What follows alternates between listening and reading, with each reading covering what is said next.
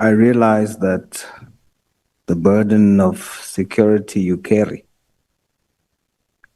over 65 million South Africans, and the added unfair burden of the massive number of undocumented foreigners across 1.2 million square kilometers is immense.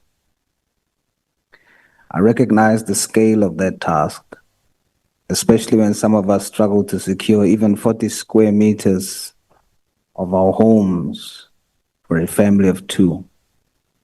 So as a patriotic South African, I extend the respect your office and rank demands. I despise the bad police,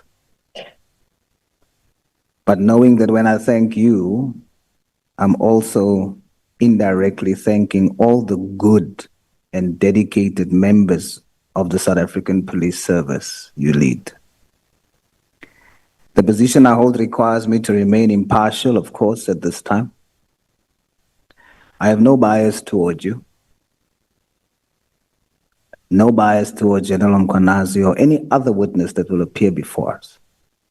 Only after this entire process, I will then take a position. I ask that you participate truthfully as I seek clarity on specific actions you have taken. So let's start with the elephant in the room. I must first commend you for arresting DA councillors convicted of murder. And then you also testified about the presence of my party deputy president, the Honorable Kenny Kunene, at the house of Mr. Molefe. You stated that he was there twice in your testimony. Commissioner, are you 100% sure that Mr. Kunene was found at the house of Mr. Molefe 2 times?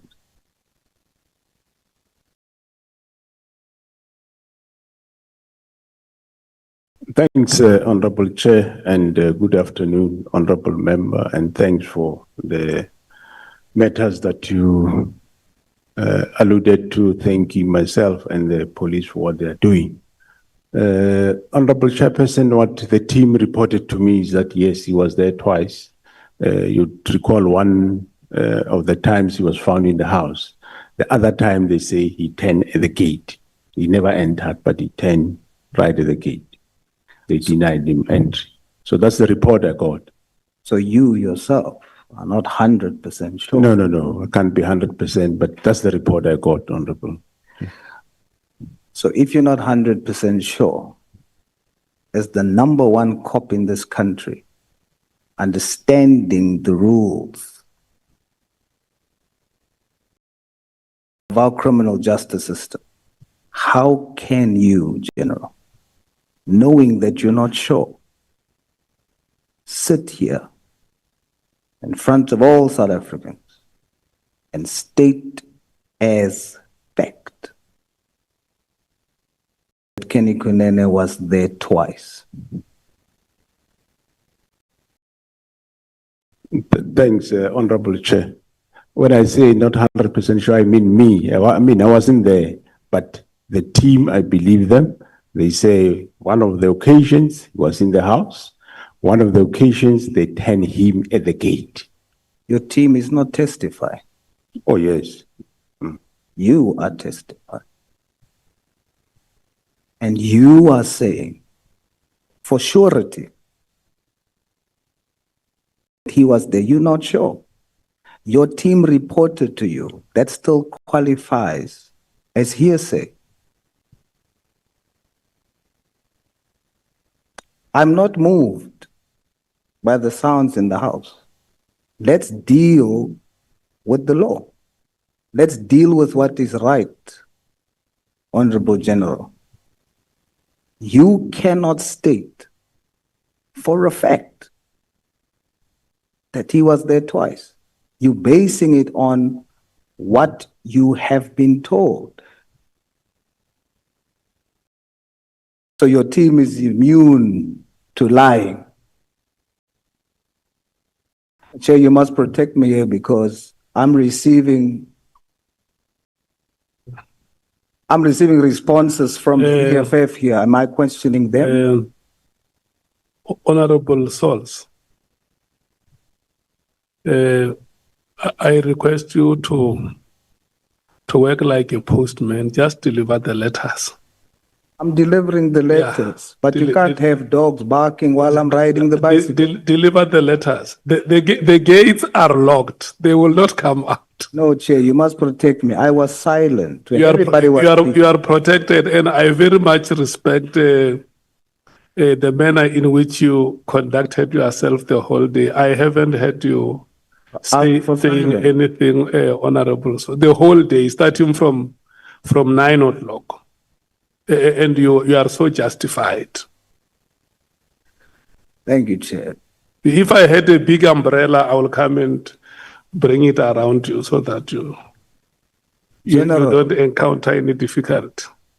General, even though you received the report, does that give you the right to come before the nation under oath and say, as a matter of fact, that Kenny Kunene was there twice? Honorable Chair, through you, the team reported to me that he was there twice. One was he was in the house when he was with the journalist. The second, one of the 2 times, he was turned at the gate by the team. So that is what the team reported to me. That's not what you said when you opposed the question. When you opposed the question, General, you said, I listened to the tape again. Your words was, actually, he was there twice. Yet, your actually is based on a report. It's not fact. Honorable, thanks, Honorable Chair. General, with due respect, the Honorable Sauls, let me just hold you for a moment. There is a honorable member who wants to speak, Honorable Cameron. Yes, Chair, sorry to interrupt, but this has got nothing to do with the scope of this ad hoc committee, 1. And 2, General Masemola leads an organization with almost 200,000 members. Must he account for every single member's whereabouts? And I mean, when an officer comes and tells his commander something, must he go to this actual site and go and check up on it? It just I think we're losing the plot. We're not. This is not part of the scope of the ad hoc committee. Thanks, Chair. Yeah, what I'm going to do, honorable members, so that we can proceed. Let me allow the honorable member to use the time we have allocated him. Thank you. Thank you, Chair. I just wanted to say, number 1, it's my time. Number 2, I am not the one who brought up the subject. I sat here and Honorable Malema brought up the subject, and no one in this house told him what they are now telling me.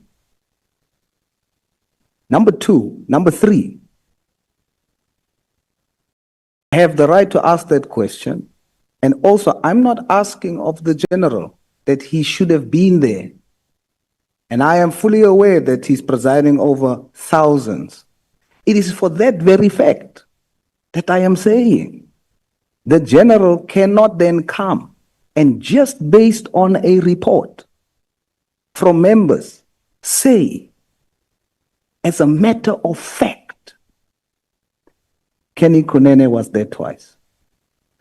So, Chairperson, you must allow me. Before he responds, I see there is another honorable member, Honorable Nombalo. No, Chair, I think I've got a problem with your ruling because your responsibility as the chairperson is to guide the meeting and your responsibility is to protect witnesses. We can't be subjected to Kenny Kunene. We have got serious issues of national importance here. I mean, the whole meeting, the whole country is watching us. and the member is subjecting the witness to Kenny Kunene. So, Chairperson, you are out of order. Do your responsibility, protect the member. That person is testifying under oath. Yes. So, to be asked about Kenny Kunene, even when he has answered that the team briefed me, that is enough. Let's not be impatient with him because No, but Chair, people can't abuse the platform on the basis that they have time. yeah, I want to explain something, Honorable Member. You earlier on during the proceedings, you reminded us of Rule 1.4 on the scope that any other matter thereto related can be investigated. The name of a citizen here called KT Molefe was mentioned on record.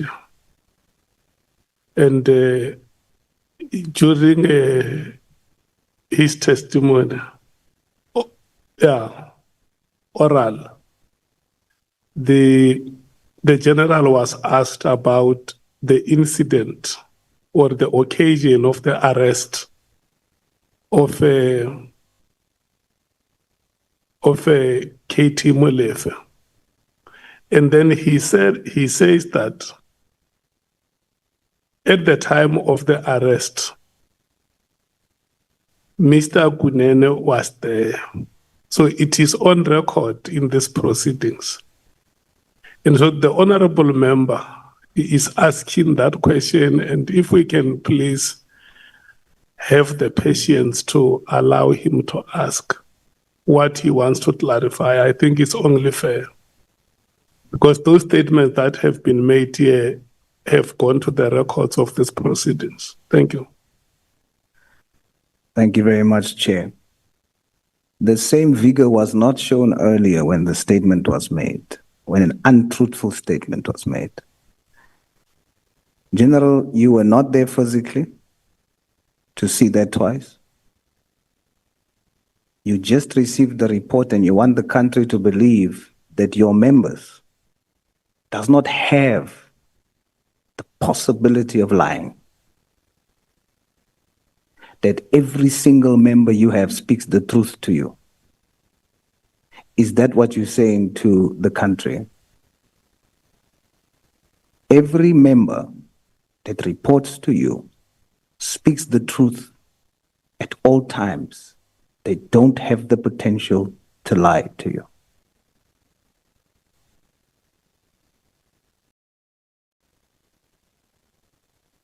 Thanks, Honorable Chair. All what I said, Honorable Chair, is that the members told me that he was there twice at the house. So whether they're lying or not, I took it that which they told me, and I'm not sure. Let's agree, Honorable Member, that me and you were not there. We are the same. But however, the report I got is that he was there twice. So I will leave it there, and thanks, Honorable Chair. It would have been different, General, if that is what you said when you were asked the question earlier. When you were asked the question earlier, you did not say, it was reported to me. You said, actually, he was there twice. Now you're saying, we can agree that you were not there. I wasn't there. Based on that, you must now then state for the record that it is only an allegation. It is alleged that Kenny Kunene was there twice. Please confirm. Thanks, Honorable Chair. I will repeat that me and you were not there. I received a report that Kenny Kunene was there twice on the two occasions that members were at the house. It's an allegation. I leave it there. So if it's an allegation, which I now agree with you, that means it remains to be proven. You came and you said he was actually there. That means, Honorable General, you lied to the nation. You made the nation believe that you are stating that as a matter of fact. Now, I put it to you that we can prove that Kenny Kunene was not there twice. You lied to the nation. And now it concerns me because Honorable Sauls. I want to request you that we must not debate the matters. I'm not debating, Chair. I'm stating you heard the testimony that it's now from a statement of fact, it's now an allegation. And if it's now an allegation, it was stated on the record by the general. Then it means that what was earlier said as a fact by using the word actually was a lie. Yeah, I want us to go beyond the names and probe what you want to probe. I'm moving forward, Chair, but I'm concluding on that fact. Yeah, thank you so much. Thank you. And it now concerns me because I'm not sure whether I should believe the rest of your testimony or any testimony you've made at the commission as well. But we shall continue.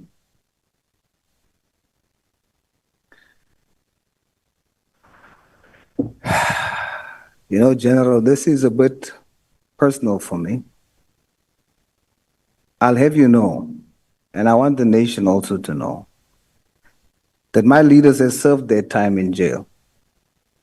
They paid the price, and they worked daily to repay society, to the point where our president showed decisiveness and removed our deputy, Mr. Kenny Kunene, who equally stepped down, subjected himself to an independent investigation. He was cleared and now he's back in office.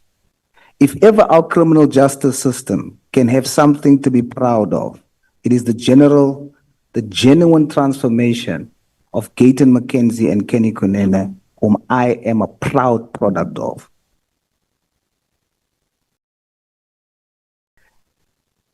General, yesterday, we saw on social media that General Sibiya was going to be arrested, but only files and some equipment was seized. Was the team sent by yourself to effect that arrest?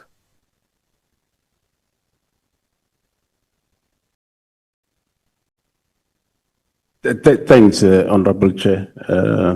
Well, I wouldn't want to go too much back, but I would say that I did rectify that which you agree that I rectify. I didn't lie. I used English, but what I meant is what I said, that the team said he was there twice. Coming to the last question that you were asking, well, Honorable Chairperson, police, as I've been sitting here the last 2 days, even today as I've been sitting here, they're doing their work. I don't send them to go and do a specific work. They do continue with the work they do. They obtained the warrants where they obtained, and they went to the house to go and collect the catches they had a search warrant to collect. So in English, I'll repeat, you lied. And I'm struggling to even believe what you say now, but I will indulge you, General. Why arrest or attempt to arrest on the eve of General Sibiya having to come and testify? What if those equipment that was seized was material for what needs to be presented here next week by General Sibiya as a witness?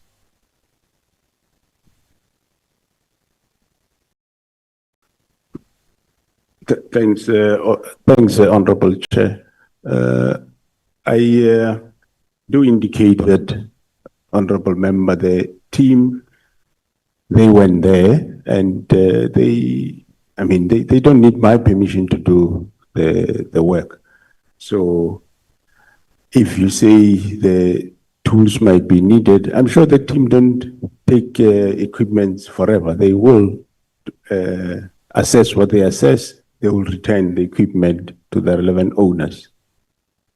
Are you now saying you are sure that they will return it before he comes to testify? Am I hearing you correctly? Surely, if he says he needs those equipments when he come here, we can't deny him.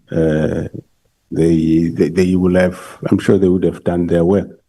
It doesn't take months to do what they do. It's interesting that they chose the time.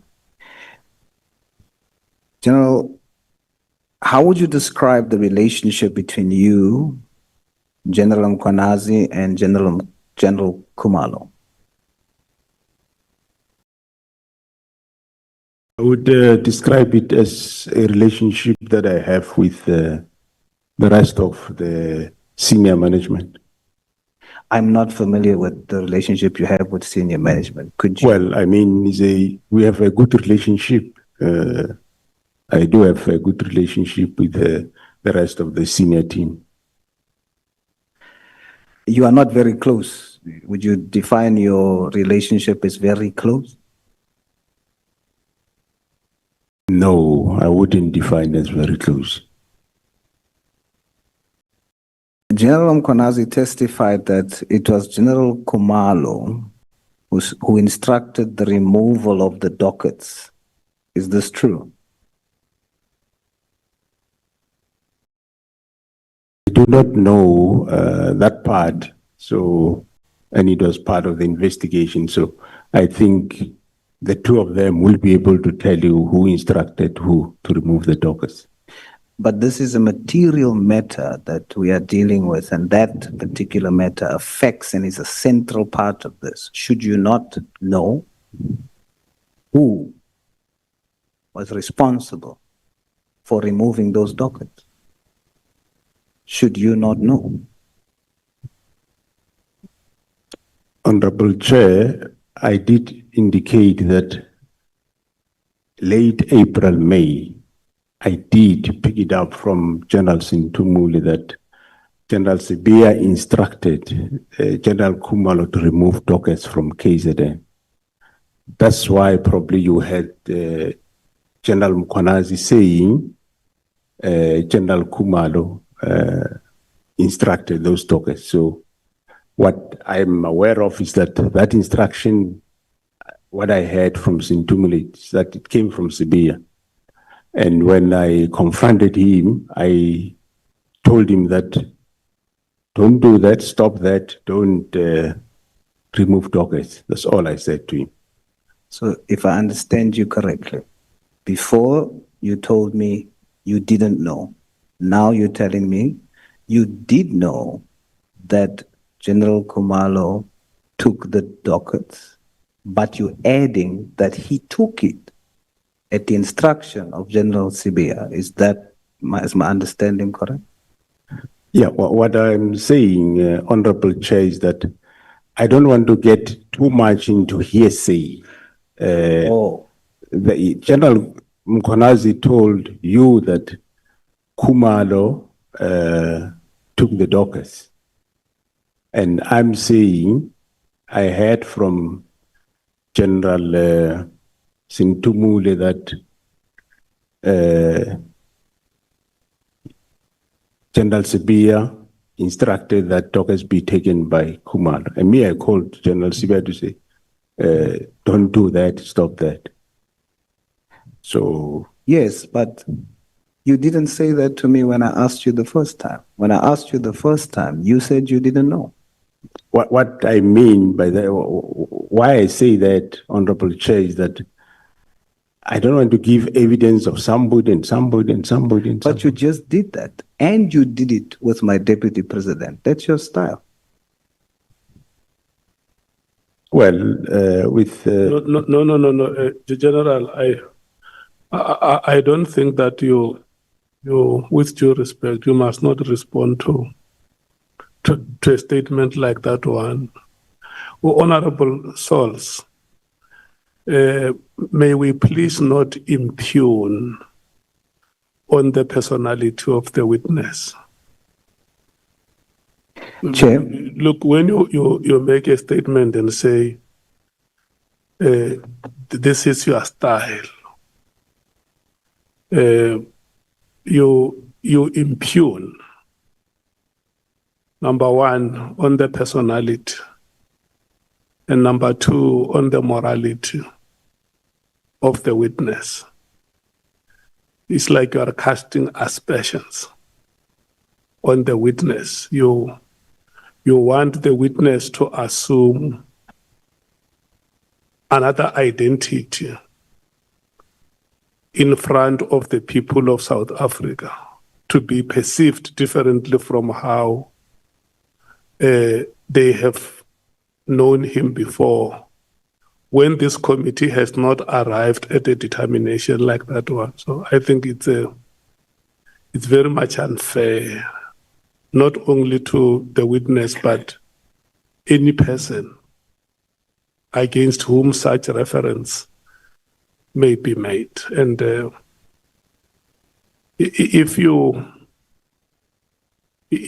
find it moral, you may withdraw that kind of statement.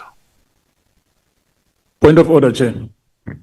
No, Honorable Skosana, can I please beg your indulgence? Let's allow Honorable Sauls first to hear whether he agrees with me to withdraw the statement that he has made.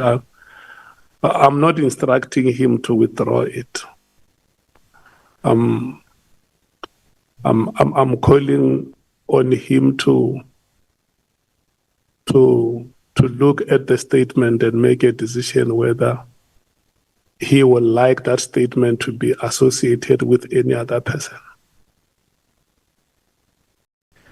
I disagree with you, Chair. Let me qualify. When I asked in the beginning,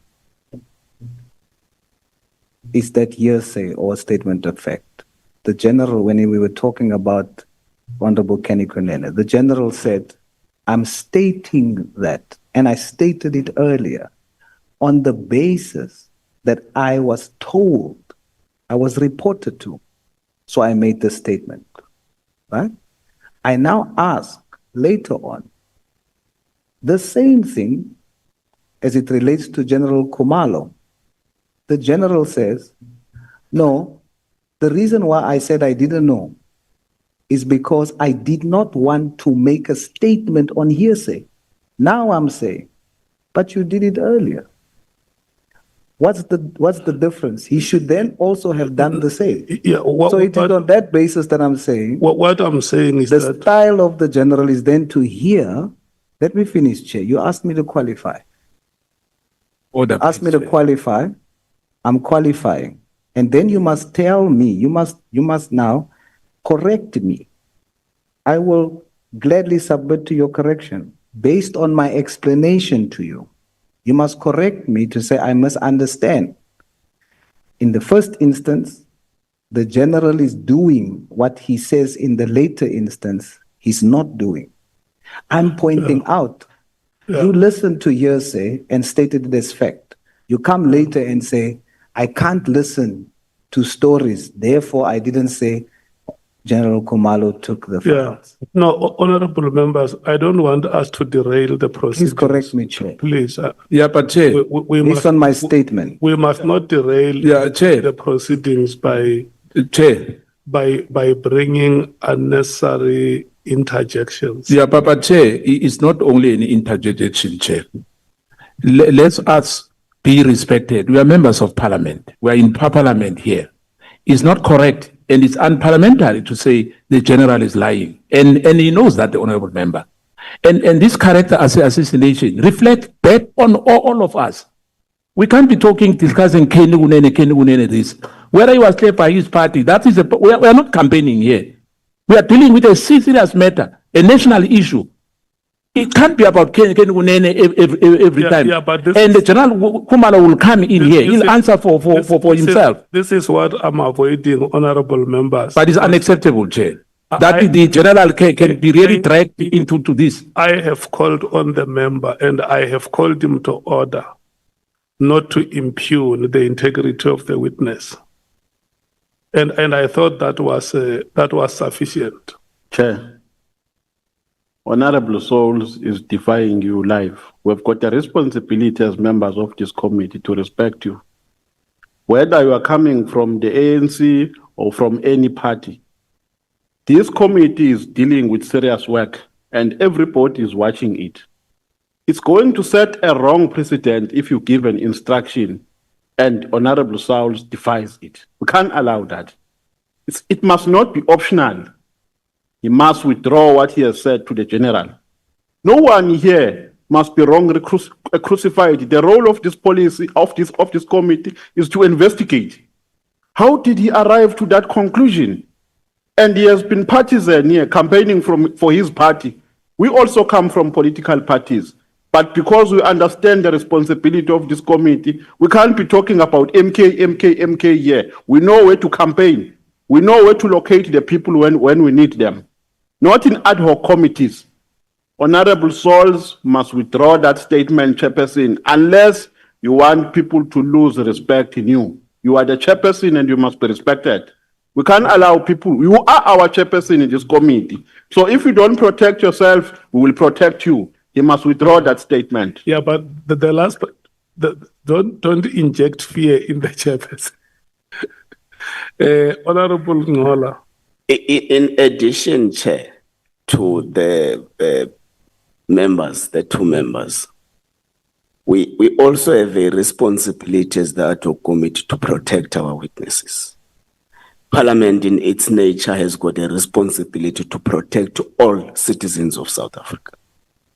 Two, Chair, it is incorrect to want to give a hearsay status to an official report by junior to a principal. A hearsay is what you get on when you walk on the streets hugging your friends. Juniors, when they report to the National Commissioner of what they would have found from a official investigation, can't be accorded the status of being a hearsay. So if the general says there is an official report by the team, my team, that is working on this investigation, the report is that the aforesaid person was found twice on the gate and inside the house, then we can't accord that it's an official duty report, Chair. It can't be a hearsay. We've got a different understanding of what a hearsay is. Thank you. Honorable Cameron, do you still want to speak? I think, Jay, most of the members have covered it, but I just don't want this to degenerate. We can be direct, but we can be respectful. We don't have to do it this way. And this isn't the Kuneni Commission. This is the Ad Hoc Committee to focus on allegations by General Mkhwanazi. Thank you, Chair. Okay. Look, honorable members, our responsibility is not only to keep the decorum of the House. Each one of us here has a right to a good name. The reason why we are called honorable members is because we are expected to conduct ourselves with integrity as leaders of society. And the title honorable is conferred to you from the day you are sworn in as a member without even knowing who you are. The moment you are called honorable, rise to the occasion and prove that I qualify to be called an honorable member. So I want to request all of you here, and I kept on reminding you that every time you open your mouth to speak, you must know that you are not limited to these four walls.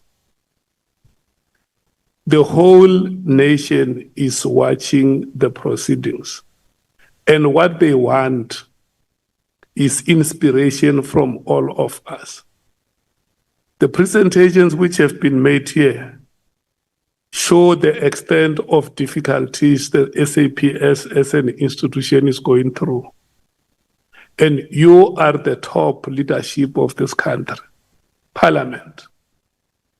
Can you please help the ordinary citizens who cannot speak for themselves, who cannot be here now to interact with General Masemola, and believe in your abilities as leaders that you can help them and steer this country in the right direction? Can we please serve the people of this country? Thank you so much. Honorable Chairperson, I want you to move towards. I'm moving, but to move towards concluding, Honorable Saul. it is wrong. The time that has been allocated is not for debate, Chairperson. it's for you to ask the general questions. Chairperson, I'm asking a question. None of you said what you're saying now earlier. None of you. None of you said it's not the Kunene Commission when it was raised here earlier. But So you must- Honorable Sauls, may you please ask questions? Chairperson, I am dealing with what has been posed here. I'm not grabbing a topic from outside of this house. The center of whom we are speaking about here is also an honorable member who's an MMC in Joburg. He is the deputy president of a party here. To say, We don't have a problem with that. no, you do. Look, I don't want you to veer. I want to show you something, Chair. Please No, allow me. No, Honorable Sauls, I don't want you to veer off and start. I'm not veering off. No, don't concentrate I'm on. responding to the House and I'm No, responding to yourself. no, I'm not going to. These honorable members are not witnesses. The witness is here. But you allow He them. is the one that you must ask questions. I'm asking and then they interjecting, Chair. I'm asking the witness. And then they are interjecting. They were calling a point of order on it. And I have the right to respond to it. You are now suppressing me, but you allowed them. Chair, let me show you the material problem. If I leave it, then it means the impression that's given is that an independent investigation, Kenny Kunene lied because he said he was there one. So we'll move along. And I'll say, but I will put to this House, I will not withdraw.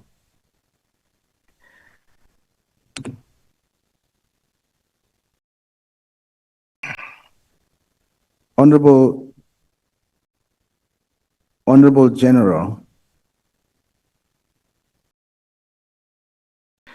you testified then, now that you are now conceding that the testimony of General Mkhwanazi was correct when he said that General Khumalo was the one who took the dockets. But you qualified that later on by saying it's because General Sibia told him to do so. Did he do the right thing? Did General Khumalo do the right thing? Thanks, Honorable Chair. Honorable Member, I think you were in the House. You heard it, I suppose, more than once, that General Sibia ordered dockets from KZN to come to Pretoria. Well, that order have went through different people, which myself, I don't want to go through those layers. Those people will come here, they'll come and say, me, I was given this order by who to do what and what and what. So it is not the right thing for the dockets to be removed from KZN. So General Khumalo did the wrong thing. Well, he will come and explain himself through you, Honorable Chair. According to you as his superior, did General Khumalo do the right thing? Well, I told you that I learned later that he was ordered to do so. He did not do the right thing by not consulting the provincial commissioner. General Sibia did not do the right thing by consulting the provincial commission. That's fine. So you are basically saying both of them didn't do the right thing, including General Khumalo. Yeah, they didn't do the right thing. Should he not have refused that directive from General Sibia? Well, that I'm sure he will answer for himself, but you would recall that, well, he was given directive. I don't know the rest of what entailed, what they're going to do with those docket. I'm sure he will be able to give evidence to that effect. Is he following your example, Commissioner, for when the minister told you something unlawful, you also didn't refuse? Is your subordinates following the lead of the head of the agency? I wouldn't say he's following my example. I'm sure you can ask him. He will answer for himself. What do you think? It's very similar to what you are doing. Is that the reason why you are overlooking it? Because you are putting the blame squarely on who gave him the direction, but not holding him responsible for taking the action. Yeah, through you, Honorable Chair, I think you are aware that I did take action against General Sibia for doing what he's doing. What action did you take against General Khumalo for doing what he did? Well, I'm taking action against the one that started this whole thing. And that's what I mean. Therefore, you are interpreting it in the same way when it comes to you. When the House questions you on why didn't you stand up against an unlawful instruction from the minister, you also want the country, rightfully so, to hold the one responsible for directing you. But that does not mean you are not responsible either for not standing your ground. And it's for that reason that you are now giving the same justification for General Khumalo.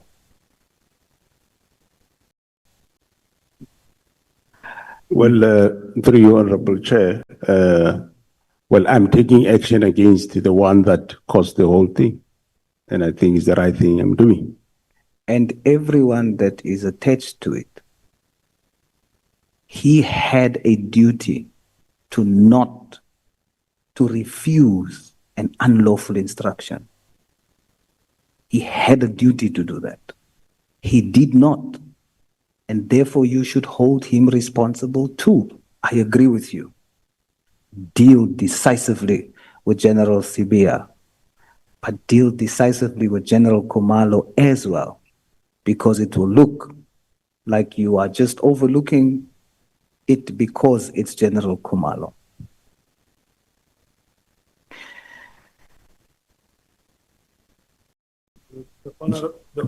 The honorable member, your time is up. My time is up.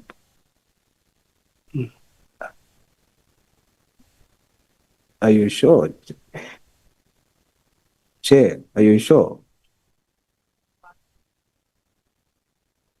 But I'll accept it, Chair.